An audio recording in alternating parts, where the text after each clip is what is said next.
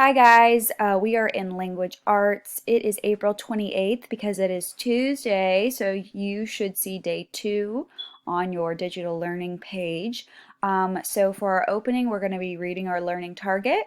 Then we are going to watch this video for your mini lesson. For your work period, you're going to read works.org and you are going to continue your historical movements for equal rights assignment and starting it if you haven't started it yet.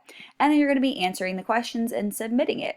So our learning targets for today is compare and contrast one author's presentation of events with that of another. And we are reading 2 articles and comparing and contrasting them today. So for our mini lesson, you should be watching this video. And for your work period, you're going to read works.org and you're finishing this assignment if you've started. And if you haven't started yet, you're starting it. Now, there are a couple of you guys who have not finished the assignment from last week. Please get on there and do that. Right here, I have given you your class code. You click your name and the password. So use this if you've forgotten. Thank you and have a good day.